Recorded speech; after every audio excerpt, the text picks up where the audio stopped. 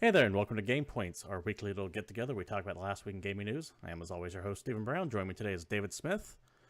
Tonight, kind of an announcement-heavy show. We're going to go over the PlayStation conference, the PlayStation Experience rather, and the Game Awards. We're going to talk about the surprise announcement of MechWarrior 5. Yes. Possibly talk about some bit of Steam curation, about how it's quickly turning into the garbage pile that is the App Store. But before we get into all that, let's go ahead and kick off with the Game Awards, brought to you by Shtick. Did you sit down and watch this at all there? I almost called you Alex, David. I don't know why you would ask me that, because the answer is always no, because Yeah. it's been trashed since it was unveiled. Yeah, and to be fair, no one's really watching it. Now, the tragedy is I appreciate Jeff Keighley for what he is trying to do. I actually kind of admire the man for everything that he goes through and still is trying to add some class to stuff. But every year, his vision of what he wants the Game Awards to be gets farther and farther away from what they actually are. It is essentially a giant marketing tool at this point. It was always kind of that to begin with, but this year was exceptionally heavy-handed. When you are rattling off the three award winners in 3 seconds, and then you have like a minute and a half commercial from Hydrobot. You know Hydrobot, right? The dancing chick razor man that saved that entire front row that you see there. Yep. Something's gone horribly off rails there. In addition, when all of your nominees are also all of your sponsors, and they're presenting games that other sponsors are winning, and then those sponsors will come up and give them awards as well, it looks very, very suspect. Now, I'm not the one to go off on a conspiracy theory here. I personally don't think these things are bought and paid for, but it certainly looks like they might be because of how incestuous everything was. Because your marketing budget, or the people who are paying for the marketing on that, were the same people who were nominated, were the same people who won the awards, and were the same people on the advisory board. Now, I do know a lot of other people who are voting on these games as well, and it's not like there's any massive collusion going on between any of them. It's just they all think the same. Yeah, I don't know. The show is kind of a rushed affair, more or less, where they just kind of hammer out a bunch of stuff and then go back to advertisement. Like the entire thing is the Super Bowl halftime show to me. Yeah, that's a perfect way of saying it. That's all it is. It's that of gaming. Yeah, there's just all style, no substance. We're not really going to get into who won what, because honestly, it doesn't matter. And it doesn't matter for the Game Awards either. Like I said, they literally rolled through categories. They rolled through 3 categories once in less than 10 seconds. They went, this person An won, this person won, expansion this to a person game won Best RPG. That's all you need to know. Yeah, Witcher 3, Blood and Wine, which is a fun game, but it is an expansion. To the game that won last year. Yeah, to the game that won last year. No double dipping. This is the year when you had games like Tyranny that just came out. You have you have much better actual RPGs. Fucking Fire Emblem, I would say, is an RPG, more of an RPG. That's not more of an RPG, but is more worthy of being considered than The Witcher 3's expansion was. It's just weird. Not only that, but Deus Ex was counted as a nominee for the RPG category. No, it's not.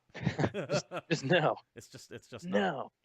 But yeah, I appreciate Jeff Keighley for what he wants to do. It's just the reality of the situation is it's getting. You could tell that they desperately need money because they're getting more and more heavy-handed with the advertising, and that's well, it's because they need it. Like he wants to turn it into like a show, but it's not popular enough, and no one really cares enough. So all they can really do is turn to sponsors to attempt to make the show big enough to get interest. But then that turns everybody off because then you're just watching a giant commercial. So well, I wouldn't be so bad with the sponsors if one, it wasn't so heavy-handed. I mean, let me bring up Hydrobot again for people who might be watching, so you know what we're talking about. That's fucking ridiculous. If you're listening to us like on an audio streaming only site, this thing kind of looks like the NFL Monday Night Football robot with a giant razor on his head. No, it's a giant razor for a face. Yeah, he's just a razor face. It's not good. The marketing is way over the top, super heavy-handed, and the majority of the marketing were coming by the people who are fucking nominated. That's a problem. once again, I need to reiterate, I don't think anything untoward was going on. I don't think there was anything of ill repute going down. I don't think there was any bribery or corrosion, but it sure as fuck looks like it. Well, there's also the fact that it wasn't a good award show because there was an amount of awards that were actually handed out during the pre-show. Well, So that they're talking about like this is the best whatever game, and it's someone who's already won, and they don't even list the other nominees. now you can make the argument that that's what the Oscars do as well. They give away all the smaller stuff like best sound design and best costume and all that stuff before the show. That's They just kind of do that's them off fine, camera. except for they fucking earned it. Yeah. Uh, on here, even like the big, like fucking best RPG was a 3 second. Hey, this won it. Okay, cool. Sure, whatever, man. But yeah. Anyways, we're not here to talk about the nominations, despite spending 10 minutes already on it. What we are here to do is talk about all the world premieres that were shown off during The that only day. the only draw to actually watch it is to check out all these world premieres. Yeah, and that's the main reason why people tuned in. And even then, I don't know if their numbers were high as last year's or the year before. I don't have that in front of me. But one thing I thought was really cool, if a bit ham-fisted and overblown, which is kind of what you could say about the entire event, was Jeff Keighley's, let's call it a love letter to Kojima at the very beginning. It was very heartfelt. It was very flattering, almost to the point of being a little too saccharine sweet. It got to the point where I thought Keighley was going to drop to his knees and give Kojima a blowjob on stage. And I would have watched them. If any man has earned a blowjob, it is Hideo Kojima. But it was like just really awkward to watch. Another descriptor that could be used to describe the entirety of the game show, just awkward and forced. But this wasn't forced. I'll take that back. This particular part of the show wasn't forced. But I'm kind of glad to see Kojima finally getting his day. If I recall correctly, Guillermo del Toro also tweeted out "fuck Konami" at the same time. Fantastic. Which is amazing. But that was always a cool part. That's how it started off. And then you had your awards, but let's get right into the trailers that were shown. First off, Bulletstorm Full Clip Edition.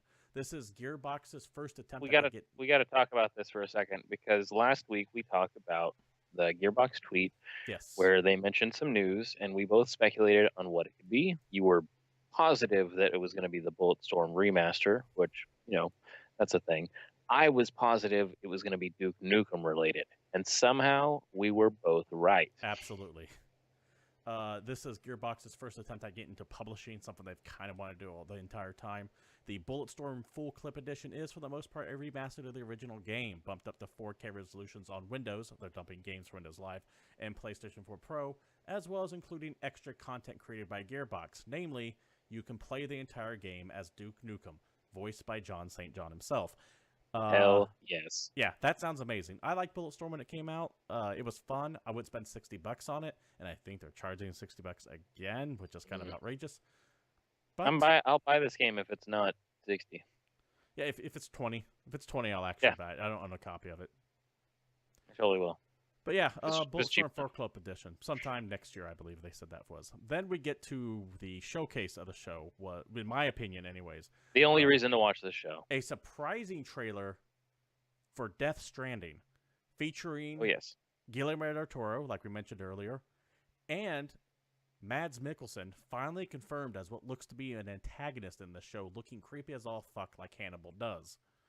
It's so fantastically intriguing, completely absurd, and I have to know more. David, you said there were some comparisons between this and the previous trailer that need to be brought up. Well, there's a couple things. Obviously, the internet's all over it, and they have all kinds of things that they want to talk about relating this trailer to the other one. There's the weird tentacles that Mads used to control the soldiers, or so it seems. The umbilical cords coming out of them. There's like the squid tank that's rolling by right now in the trailer here. And then there's the eye that's closed on the babies is the same eye that's more goopy on Mads. That kind of stuff. Real quick, let me pause you real quick because I have the trailer running right now. I just noticed that tank APC thing has a bunch of like skeletal hands sticking out of it too. So it's more than just dead fish on top. There's like dead humans inside of it as well. Wait, did you not notice? Because the first thing I saw when I saw that tank was heresy. That was my first thought. Yeah, that is straight up a chaos chimera. It's a chaos tank. That's what's going on. But there's reactions. There's the way that he's scared of things in the sky, which seems vaguely reminiscent of all the floating shit that was in the first trailer. But if you take the two trailers and put them exactly side by side and play them at the same time, you'll notice that right when the baby suddenly disappears from Norman Reedus's hands, it appears in Del Toro's hands. Now, be whatever that is, it's classic Kojima just being absurd, probably, but who knows? Maybe they're both trying to protect the last bastion of humanity that hasn't been corrupted yet, and they both seem to have some sort of attachment that keeps the kid alive. Something else I noticed too. Let me interrupt you because this trailer's playing and I just saw it too. Del Toro has like Frankenstein stitching across his forehead where he's had some surgery done. Yes, he does. In addition, his pin says the United Cities of America. Is it United Cities? Okay. The United Cities. So what the hell happened there? Yeah, I mean, there's a bunch to break down here. We're not going to get too in-depth into it. If you want trailer analysis, you can definitely find plenty of those on YouTube. But if you haven't taken a look at it, I definitely would recommend it. Once again, just like the first trailer, it's got a really cool like backing music track and atmosphere to it. So worth taking a look at it, even if you're not the biggest Kojima fan. Or if you're just into stuff that's weird. Yeah, and I'm just excited to... I don't know if Del Toro is actually going to be a major character in it. I think he might have just been here for this one trailer as a fuck Konami moment. But I am super excited to see Mads Mikkelsen as the leader of these soldiers here, who's got them all connected to what I assume are umbilical cords, because they kind of just disappear back into his uniform where his stomach is, roughly where Norman Reedus had his scar at. And Mads Mikkelsen, of course, continuing the tradition of just having creepy shit all over his face. I was going to say, he really loves goop coming out of his eyes. That's like his move. But yeah, I'm excited for it. That said, don't expect this game until late 2018 at the earliest. I'm expecting 2019 myself, and we have no idea what the fuck it's going to be about. But we do know... Go ahead. You probably getting to me. Probably going to the same thing. Is that you may see some similarities between the way this game looks and the way an upcoming PS4 game looks, because this game is actually confirmed to be running on the Horizon Zero Dawn engine. Yeah. Which, if you haven't been paying attention to that game, it looks fucking gorgeous. On Kojima's search for technology, when he took with Mark Cerny exploring all of Sony's HQs everywhere, apparently he was impressed with what he saw at Guerrilla Games, and that is what is going to be used to make Death Stranding, with a technical support from Guerrilla Games. So there we go. They did make mention of the fact that he created the Fox engine, but they didn't say it by name, but they said, hey, what he did at Konami can't be brought over. So Konami's holding tight onto that. So don't expect to see the Fox engine in anything other than PES, which is a waste of that. Expect a really good looking PES though. No, because unless you're playing on PC, in which case you're going to get the PS3 version. No, I meant the one that you see in the video arcade. The Pachinko PES? The really good looking Pachinko PES. So yeah, Death Stranding, big surprise trailer, 4-minute thing. Kojima likes to do the long trailers for stuff. Still have no idea what the fuck the game is about, and we probably won't. And I'm kind of hoping I want this game to kind of go away for about a year now, because it's not going to be out for at least 2 years. I don't want it to just keep getting hyped over and over again every big conference up. Go away. Just disappear for like 6 months to a year.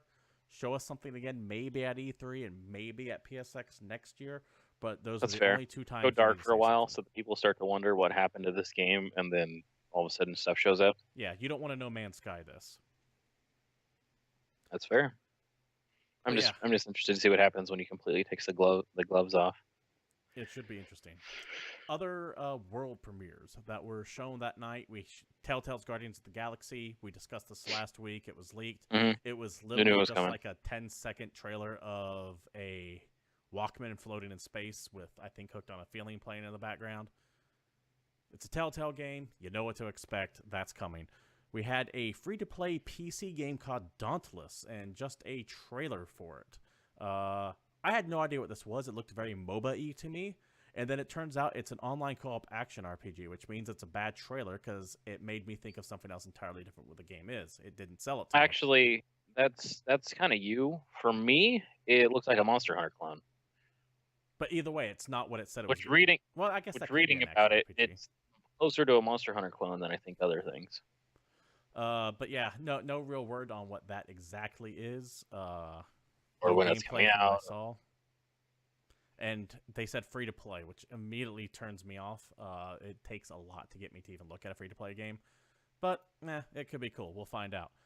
They Hey, showed Heroes of the Storm and a thing. There's always a chance. Yeah, absolutely. So is in Hearthstone. I've been addicted to Hearthstone lately. Mm-hmm. They showed gameplay, quote unquote, of Prey. We don't have it verified if it was gameplay or just pre-rendered. Prey looks fucking amazing. One of the developers over PSX recently said it's going to be a combination of System Shock and Super Metroid. That's amazing. Yeah, which It I looks am. so good too. I've been kind of digging it since the first trailer. I mean, obviously, it's not the next Prey that the Prey fans wanted, but for everybody else that didn't give two shits about Prey, it looks pretty good.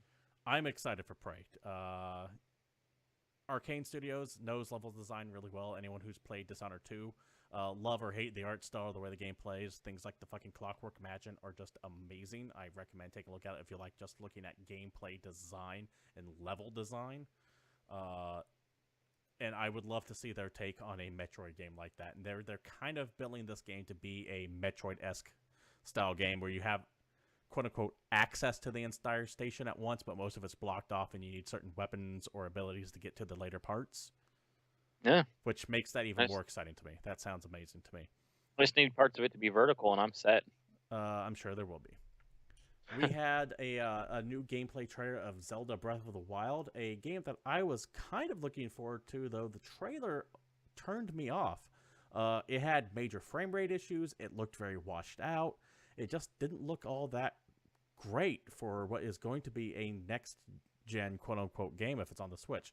Now, admittedly, what was running on the Wii U, not the Switch. But, man, it was a Which is more showing. concerning to me. Yeah, same here. It was a poor showing for Zelda Breath of the Wild, if you ask me. It just did not look all that good. The animations were kind of janky. It looked like a GameCube game to me. Congratulations for continuing to not sell me any of your consoles. Other things before we wrap up the Game Awards here, they showed Halo Wars 2 real quick with a long story exposition trailer. Loved Halo Wars 1. Looking forward to Halo Wars 2. Now it's going to be properly on the PC. And they're remastering Halo Wars 1 for the PC as well. It actually, I think, comes out in a week or two. I need to double check that. So that's awesome. Creative Assembly is doing it, by the way. These are the guys who did the Rome the Total War series, and oddly enough, Alien Isolation. Highly recommend taking a look at that studio if you like RTSs. Telltale was back with The Walking Dead Season 3. Once again, it's a Telltale game. It's Walking Dead. You know all about it. And they ended with what was really trying to be the driving force behind the Game Awards. That this is what they kept saying. Stay tuned for footage of this game at the end of the show. And that's Mass Effect Andromeda. And the reason why they were kind of pushing it so hard is that this was our first look at actual gameplay for it. Now, David, are you a Mass Effect fan? Did you ever play through any of Mass Effects? I am a person who doesn't play that many BioWare games. Is it because you don't care or just don't have the time? Mostly the time. Okay, like would you sit down and watch someone else play it? I guess is the question. Yeah, I've seen a lot of all the games. I've seen actually a lot of the cutscenes from Mass Effect series. I've just never. They're too big. It's a big thing. Fair enough. And there's a lot there. I get it.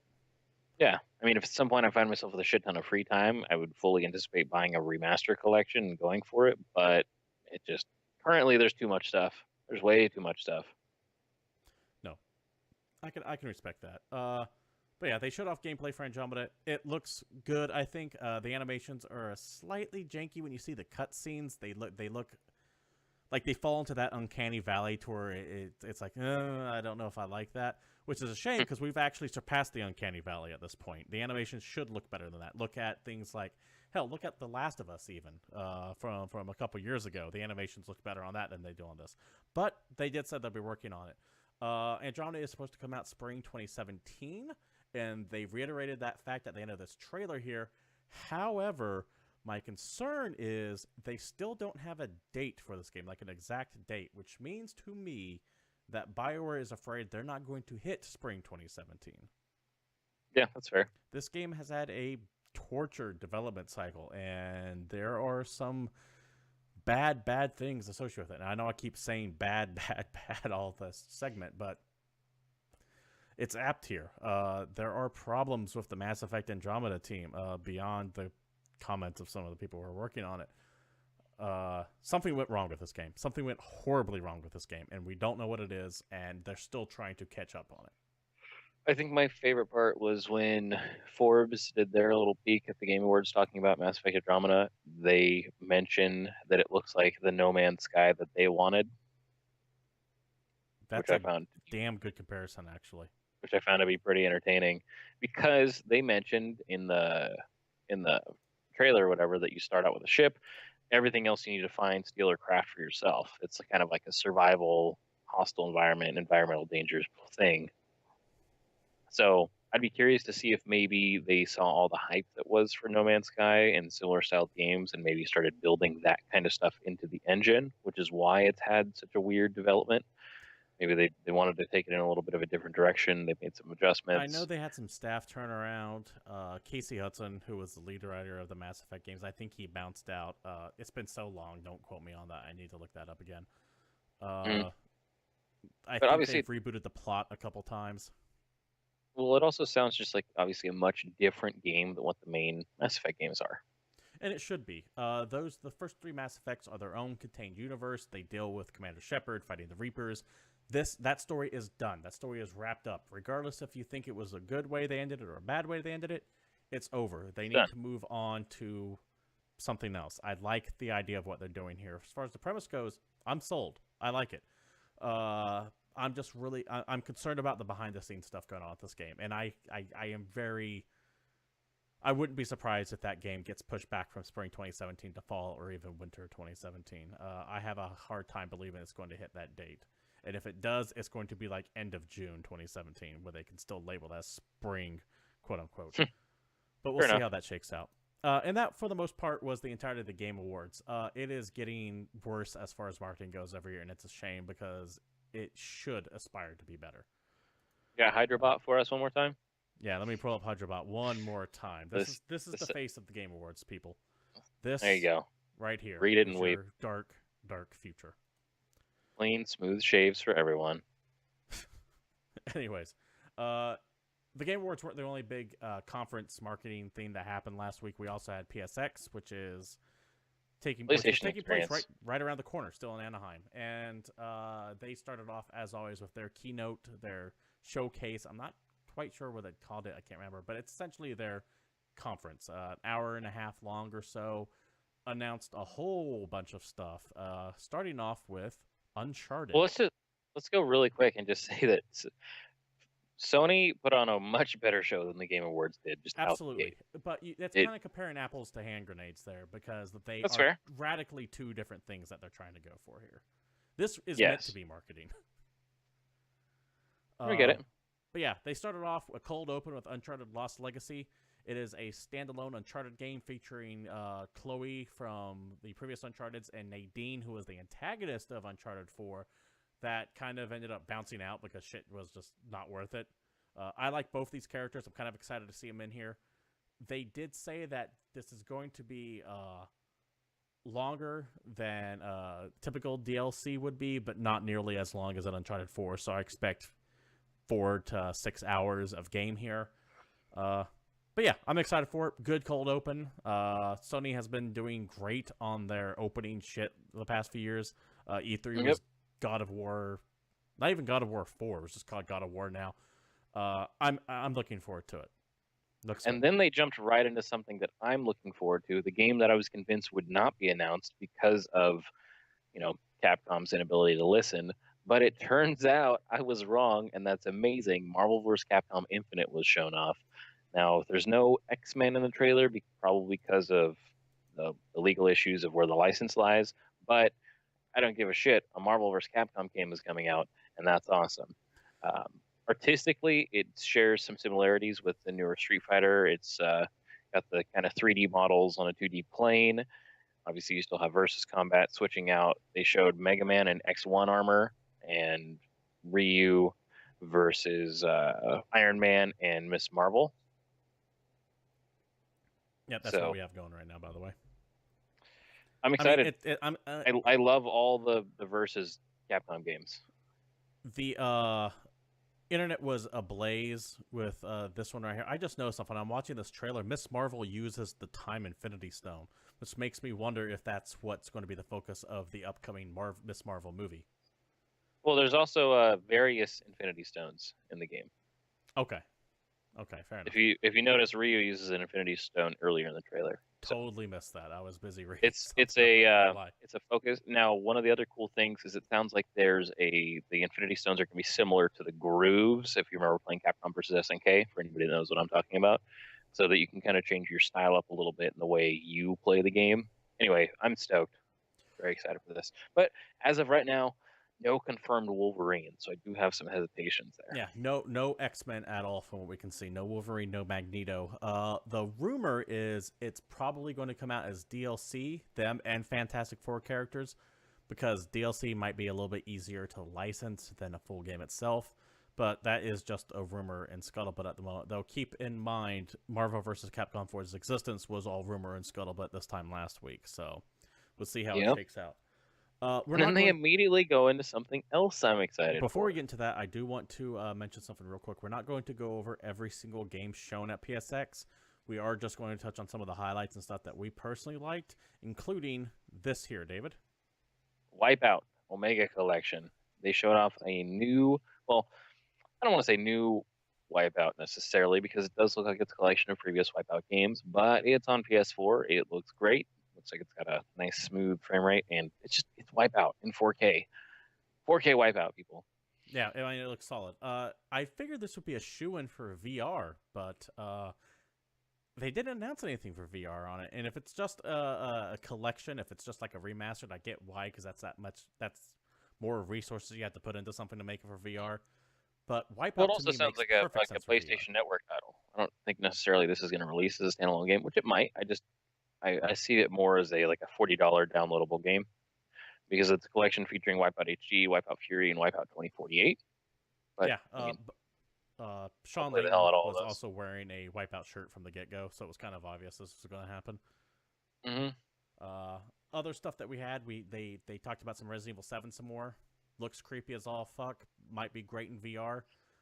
Also looks the trailer gave me flashbacks to watching Drakengard videos. Yeah, I still don't know what comparison you're making there. Like, I know Drakengard, but I don't. If you play Drakengard and watch some of the later cutscenes in the game, or I guess just watch the alternate pre-intros, because normally those games they have a couple intros. Just don't worry about it. But it really has that kind of creepy voiceover with the gothic, dark aesthetic thing going on. That's just what it felt like to me. Fair enough. It reminded me of that universe. I'm looking forward to it. I think it's going to be return to form for Resident Evil, focusing more on the scares than the dude bro action that was 5 and 6. However, the game also looks very dated, and that kind of worries me a little bit. And they made sacrifices to make it on VR. That's what that clearly is. But that's not what people expect from Resident Evil anymore. Even 4 was... I mean, all the Resident Evils, as far as I can remember when they first came out, looked impressive. Like, think about when Resident Evil 2 first came out. Looked great. It was fucking nifty. Resident Evil 4 on the GameCube, the weakest, arguably, of the 3 big players at the time, looked better than anything that was currently on a PlayStation 2 at the time, or Xbox. Mm-hmm. I'm not liking this. I don't like that it looks dated, but as long as the scares and the gameplay are there, we'll see. I'm going to be very, very interested to see how this works in VR. It's got far less Bowflex, and that's all I care about. Fair enough. Other VR stuff coming out. Super excited to announce that they showed off Ace Combat 7. Happy to know that's set in the Strange Real universe. I know that sounds like gibberish to people who don't play Ace Combat, but long story short, Ace Combat series has always been set in this like fictitious world where you had Ossia, which was kind of like the United States, and they had Yuktobania, which are like the Russians for the most part. Belkin were like Nazi Germany. They essentially kind of did this weird twist on the real world with all these fake made-up country names and capital ships flying in the sky, launching thousands of jets and unlimited missiles. It's always been very wacky and very Japanese anime-esque, specifically Area 88. However, it's very cheesy looking, and he loves it. However, for the past few entries, they tried to make it a lot more realistic, specifically Ace Combat Assault Horizon, which was just terrible. They set it in the modern world, like we're talking real world, like New York, Miami, and stuff. And then they tried to bring that back a little bit more to the silliness with Ace Combat Infinity, which was the free-to-play PlayStation console exclusive one that actually sucked. You could only play like 3 missions before you ran out of fuel, and then you had to buy more fuel to continue this plot. It was fucking stupid. This is dumping all that. And it's going to be in VR. So I'm fucking excited for it. And I'm like one of 3 people who love Project Aces. Something that I didn't expect at all. I don't know if you did, David. I don't think anyone did. I don't think anyone did. All of a sudden, we're sitting there, you're just relaxing, watching a little PSX, and then out of nowhere, everybody's boy Parappa the Rapper shows up. I love it. Turns out, Parappa's a great game. It kind of launched rhythm games being on consoles. Yeah, I won't argue with that. And it's kind of the forefront of before we had Guitar Hero and Rock Band and all this other stuff. You had Parappa the Rapper. It was around the time DDR was kind of starting to gain in popularity. Dude, I was playing this game when I was playing Road Rash. It's a little old school. But Parappa the Rapper HD version. Not just that in HD. No, they weren't done there. They also showed off. Well, they didn't actually show off. They just mentioned them by name. But Loco Roco and Patapon. 2 PSP classics available for the PlayStation 4. I'm super excited to play all 3 of those. I enjoy all 3 of those. The Vita. And the Vita. The Vita actually got a surprisingly lot amount of love this conference. I say that in quotation marks because a lot of it is still just remasters, but you're getting things like Danganronpa 3, Gravity Rush 2. They talked about it. There was one on stage. Yeah, there was one on stage. Gio Corsi holding it. He's probably the biggest PlayStation Vita supporter at Sony right now. Yep. It's good to see him. Vita owners, don't give up hope. There's still a chance for you. Moving on from that, we have Knack 2. And then they announced moving on from that. 2. Ni no Kuni 2, if you play the first one, it looks a lot like that one. It's essentially a Ghibli film for all intents and purposes. It's done by Level 5. These are the guys who did Ni no Kuni. They also did Rogue Galaxy and Dark Cloud, I believe. Which I would have liked to see a new sequel to that announced, but we didn't get that kind of shit. So yeah. Womp womp. Did you ever play through Ni no Kuni? No. It's got a lot of like Pokemon aspects to it, crossed with a Tales of game, like Tales of Xillia or Tales of Symphonia, to where the combat's... Yeah. I want the plot to be a lot darker than it is, but this is one of like the happier Miyazaki movies, if you were to go for the Ghibli route here. All right. It's just not for me. I appreciate what it is. I absolutely adore the art style to it. I get why people love it, but man, it just misses resonating with me on almost every level. And that's a shame, because I want to like it. It looks like it's got Patapon in it. I'm down. No, it definitely has some Pikmin stuff going on. I don't know exactly what the hell those are. Those little... Yeah, there's little creatures. Little things follow you around. Things from Princess Mononoke, the little forest spirit things with the bobbleheads. I don't know if that's going to be a big part of the game or not, but they are definitely running around everywhere. Now, we did see some more of Dreadnoughts. Which we've seen several times for the last couple of years. Yeah, and still don't know really anything about like a date or upcoming or anything like that. Actually, while it's still a game that involves you shooting at big ships with other big ships. What are you talking about? Let me see if I can find if there's like a date for this goddamn. There's space involved. There's space what's funny is if you have any idea what Fractured Space is, I'm willing to bet you can download Fractured Space right now because it's free and play it and kind of get the experience of what Dreadnoughts is going to be. I'm willing to bet. Just says 2017 for the PlayStation 4 and Microsoft Windows on the always accurate, foolproof site Wikipedia. Wikipedia knows. We've both been kind of looking forward to this one because it is not a space fighter sim game as much as I love those, but this is you are the captain of a massively slow fucking armored behemoth beating the hell out of other massively slow armored behemoths. It looks cool. Yeah, definitely. This was at PSX last year, if I recall, right? Yes, it was. Yeah. Still no exact when it comes out. It says 2017. We'll see when it shakes out, but we both have our eye on that. Still looks cool. Had a bit of Pyre from Supergiant Games. This is the same company that did Bastion and Transistor. Pyre Hyped looks for this. amazing. Looks awesome. They're taking a break from form as opposed to the kind of single player, I don't know what you like, action game that is Bastion and Transistor. It's actually got a multiplayer turn-based shenanigans thing going on. It looks awesome though, and It's a lot more RPG than Bastion or Transistor were. yes, I believe the voice of the British narrator that's speaking on this, the kind of highfalutin, cocky guy who seems to be berating you, I actually think that's the same voice that was the narrator from Bastion, despite them sounding radically different. I think they're both Logan Cunningham. I do need to look that up, though. I wouldn't be surprised. That man's very talented. he was fantastic in Bastion though. So if he's back, then that's just something to look forward to. I fully expect the gameplay to be extremely good. Bastion and Transistor were amazingly fun to play. The art style, I fully as expect always, to have an amazing soundtrack. And the soundtrack I expect to kick ass. Love both Bastion and Transistor soundtracks. They're excellent video game scores if you love... I don't want to say that style because you have multiple styles of games, but it's definitely something worth taking a look into. They showed a bit more of Nioh. I'm already sold on Nioh. It looks like an Onimusha Dark Souls Ninja Gaiden. Yeah, that's totally fair. I am. It does not have Jean Reno in it though. Yes, very true. Which, as we all know, Onimusha 3 is the best Onimusha. Yes. That was 3, right? Yes, that was 3. Yeah. So hold on. There was Onimusha 1. And then 2. Yes. 3. Yeah. Was there a 4th one called Dawn of Dreams, or did it stop after 3? Or was Dawn of Dreams the subtitle to 3 or 2? Dawn of Dreams was actually, I thought, its own thing.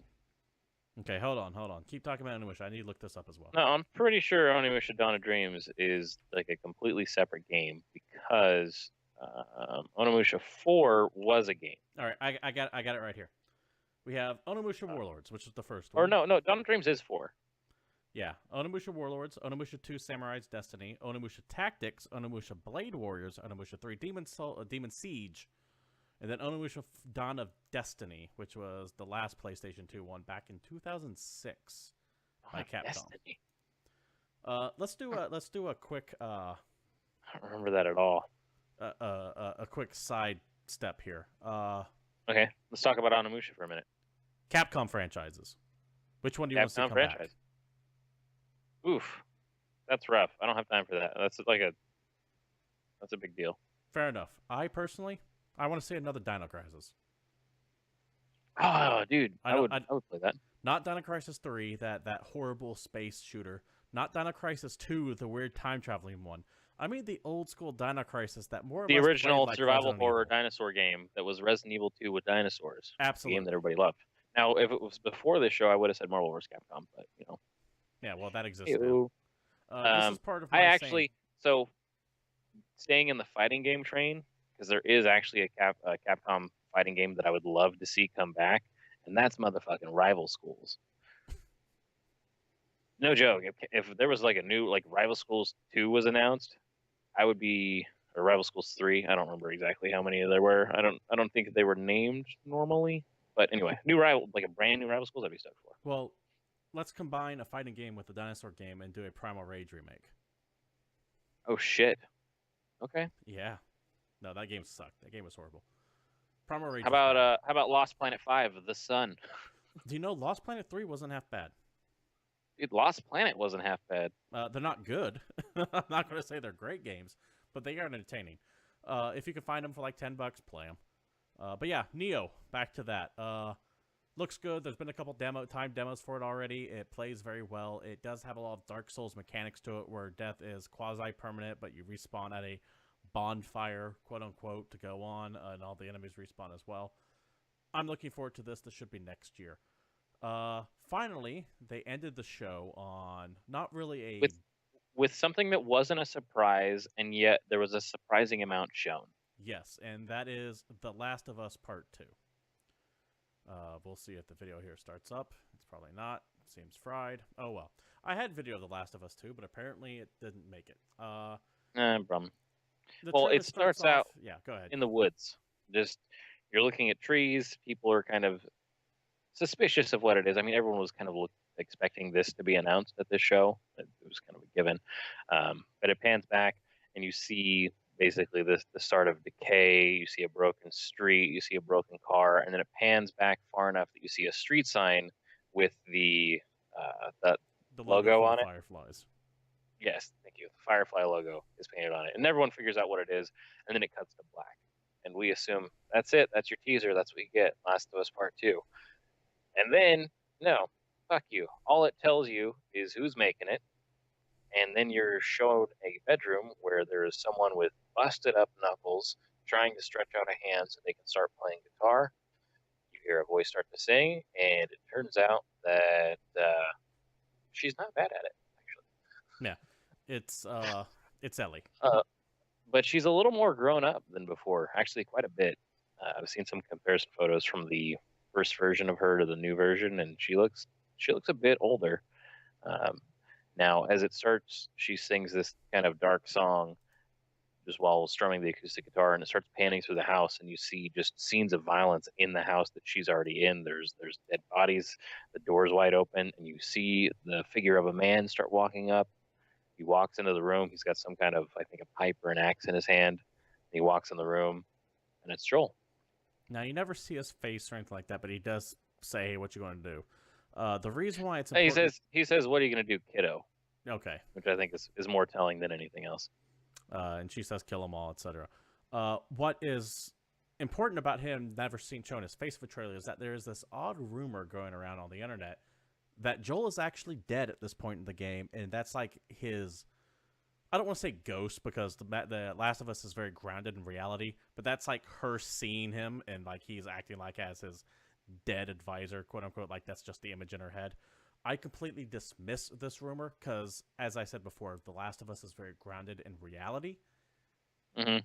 Naughty Dog wouldn't do that. It makes no narrative sense to do that. It breaks the rules of the world they've created already. This horribly dark, bleak universe. No, that they would not do that. They wouldn't Tyler Durden him in. But I mean, something clearly happened. Mildly hilarious, but I doubt that's what's going on. Yeah, that was your big PSX reveal, Last of Us Part 2. Pretty exciting. They did mention that this game is in early development, so don't expect this until, once again, 2018, maybe even 2019. Yeah, he did say that they were just really excited and they had to have something to show. So, yeah, that kind of does it for the two big media conferences, award shows, whatever, over the past few days. We have two more stories before we leave today. First off is that we're going to talk about how quality control on Steam just absolutely sucks ass. Now, we've talked about this so many times, and yet somehow they're not improving, but they are just getting steadily worse. If you haven't, I mean, a lot of people use Steam. A lot of people probably only see the main page of the store. They buy the big AAA games when they come out, or they buy specific games that they already know about. But if you really want to take the time, you go into the green light, you go into all the new releases, you go into all the smaller games, you'll notice that the entire store is just saturated with 8 bajillion things that no one has ever fucking heard of. And a lot of those are hot, steaming piles of garbage. According to Steam Spy, which keeps track of all the statistics on here, they released a tweet showing the pie chart of all the Steam games released since Steam's inception in 2005. 38% of all games on Steam were released in 2016. If you combine that number with the amount of games from 2015, the past 2 years have accounted for 66% of all games on Steam for the platform that has been out for almost 11 years now, it looks like. Mm-hmm. It's all because That's of insane. Greenlight. All Greenlight, and it's the fact that nothing really controls it. I mean, you got a million Kickstarted early access beta games that just get stuck on there that never go anywhere. You've got worse than that, though. It goes way beyond that. It's the Apple App Store, but with absolutely no supervision. You have game companies quote unquote, like Digital Homicide, who will produce 30 pieces of shit asset flips bought from like the Unity starter pack. Half of them don't even work. They're filled with bugs, glitches, unplayable. They charge like $2 for them, so people buy them as a fucking joke. And they do all these shady business practices. You have people who just go out and buy like Crytek assets and go, okay, here is this full game that was created as a demo for Crytek. I'm going to move some stuff around, flip things, mirror them a bit, and then sell this game as a full game out the gate. There's so much bullshit on Steam right now, and it has dropped the quality of it to almost nothing. Yeah. Do you have anything to add to that? No, you kind of summed it up. Like they have no control. It's fucking annoying, honestly, how much shit is just on there, because no one pays attention to any of it. There's a couple games that you've paid attention to because you've seen stories somewhere else, or you're excited for it, or fuck, your friend's making it, and that's the games you buy. And there's 8 million bajillion other games that no one gives two shits about. A bunch of people buy them, a bunch of companies make some amount of money, you get Steam refunds, and it's just a cesspool of nonsense. I can't stand it. And it cheapens the overall image of Steam itself, because what happens is that something good, like a little indie game that's good, gets released, it gets fucking washed out in the massive page of new releases on Steam. Can't find anything. It's all shit. They have no quality control, and it makes everything else suffer for it, especially the good stuff. And this lies at the fault of Valve and Steam itself. This is their fault, flat out. But currently, they don't really have to care. Yeah. There's no repercussions. So imagine going into a store, for example, and all their shit is just scattered on the floor. Not in any rhyme or reason, not in any organization, and you have all the broken shit mixed in with all the good stuff. So the auction? Yeah, I mean, for the most part, right? I mean, it's fucking caveat emptor to the nth degree, which I'm all for, but fuck, man, from a business standpoint, take care of your goddamn store so people can find shit. And perhaps, maybe, not let people set up shop at your goddamn thrift store where they're selling busted vases and fucking bootleg gin, which is what Steam has turned into. Well, I can go for some bootleg gin, though, so that doesn't bother me too much. But yeah, 38% of all Steam games released on Steam were released in 2016. That's bad. Steam, you need to get your shit together and fix it. Next topic. That is not what I wanted. So there was a thing that happened that not a lot of people pay that much attention to, but MechCon happened this weekend, and something that I did not expect at all was announced. Piranha Games has said they are actually going to make MechWarrior 5. Now, this is awesome because they are the guys that worked on MechWarrior Online. Now, I do have some issues with that game that I don't really need to get into right this second, but the idea of another campaign-driven, single-player, just full MechWarrior game is very exciting to me, especially when the end of the trailer reveals that it's going to be a Mercenaries game. Now, I don't know about you, but I'm a huge MechWarrior fan. BattleTech is something that I've been paying attention to since I was a kid. It really depends on how they run it, because they can make an amazing game. They can make a sequel to MechWarrior 2 and just blow me away, and it'll be something I play all the time.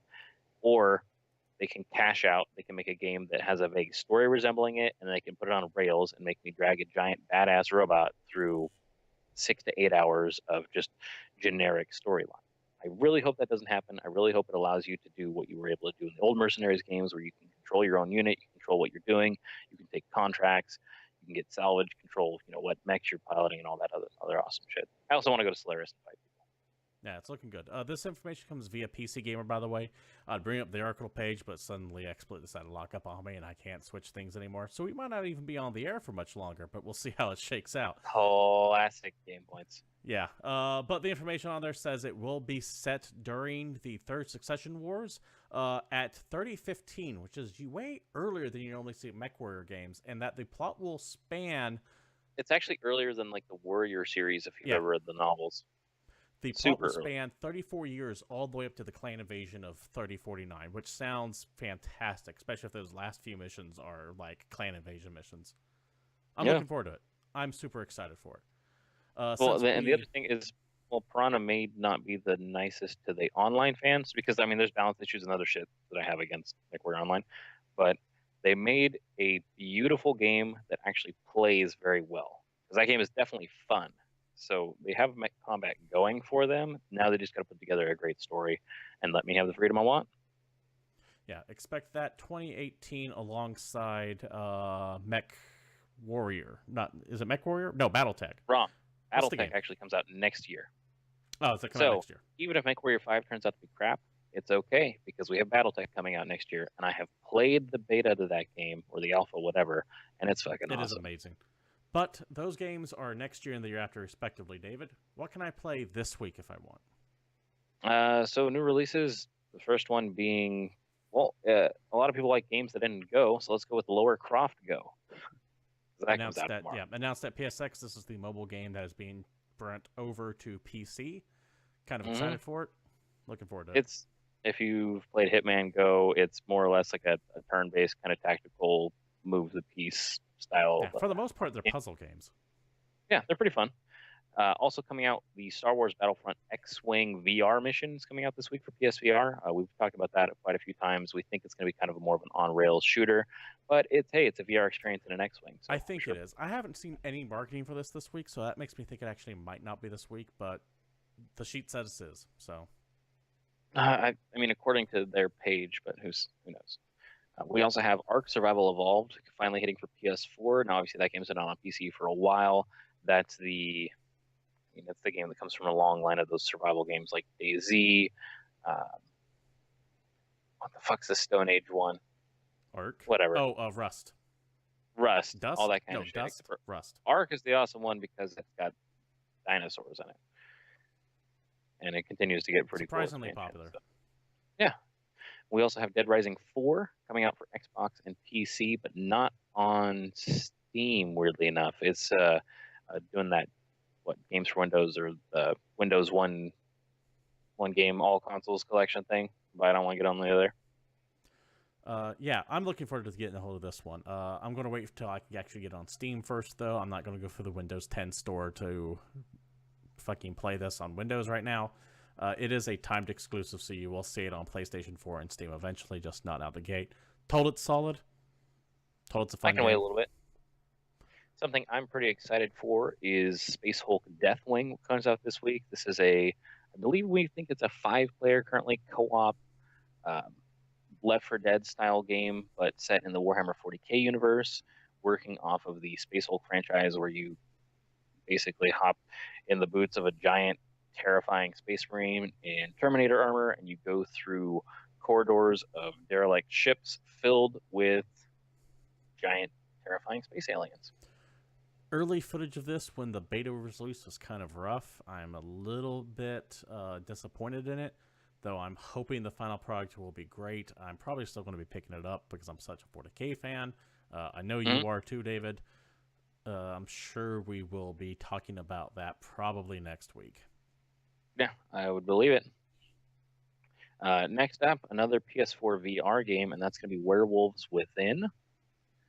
This game... VR party game of who's done it. Yeah. Someone's a werewolf. Find out who. It's actually surprisingly fun to play if you have a group of people to play it with.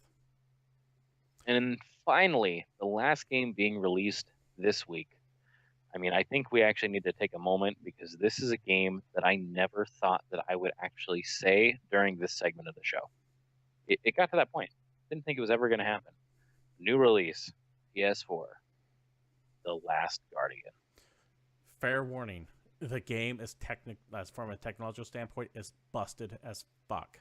I've played an hour of it. It has frame rate issues, massive control issues. The camera fucking sucks. It truly is a PlayStation 2 game in every sense of the word. I saw the frame rate when I was playing drop to 10 frames a second a few times. And GameSpot gave it a 9 out of 10. GameSpot gave it a 9 out of 10. They're on the outlier. Most reviews I'm seeing are giving it low 7s. I'm just letting you know. The game that's the one I don't want to disparage anyone who's been looking at this for fucking 10 years, but man, the game definitely feels like it's 10 years old. It's not good. It's not bad, but it is not nearly as good as people might be hoping. I think the legacy that it has to live up to was impossible to hit to begin with. And Hype train too real. They definitely did not put their best foot forward on this one either. Problem is they missed the 10-year anniversary. Yeah, I hope they'd go for. I feel this game just should have been canceled.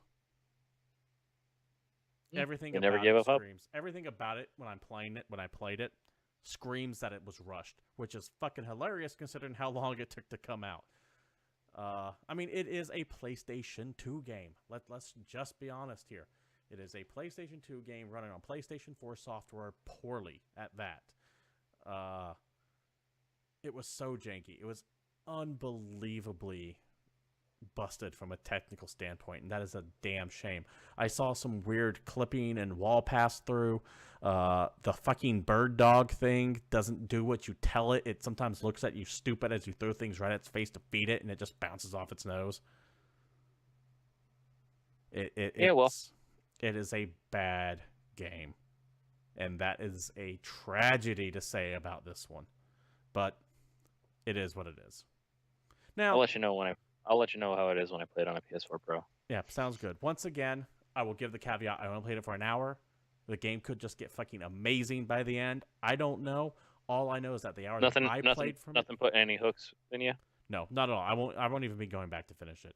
What I know is that the hour that I played of it was garbage is a strong word, but it's bad. It's not good. It's better than some stuff out there, but it is poor. It is poor. Bummer. Yeah, it's a shame. Anyways, no topic of the week this week. The first two news stories took up a lot of time. That's more or less going to wrap things up. Phoenix 100K does say what you're saying here is that it's potentially Duke Nukem Forever all over again. Honestly, Phoenix, I don't even think people are all that hyped up for Last Guardian anymore. I don't. I mean, people weren't really that hyped up for Duke Nukem Forever. By the time it actually came out, like there was a little bit of a resurgence of hype right there at the end, but that's exactly what this game did.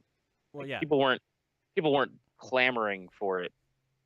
It has its in the wayside dedicated base of fanboys, but honestly, Sony was smart not pushing The Last Guardian too hard these last few months because they themselves knew this is not a good game. You're also asking about Marvel vs. Capcom Infinite. We talked about earlier in the show. This is the end of the show, unfortunately, there, Phoenix, but thank you for joining in. This has been Game Points, episode 71. We do broadcast live every Monday at 8 p.m. Pacific Standard Time here at GamePoints/Twitch. Here at Twitch TV/GamePoints. You can follow the show at GamePoints PC on Twitter for any updates. You can also do the same over at Facebook. And you can watch any old shows as well as this one at our YouTube page. Just type in GamePoints, one word. We pop right up there.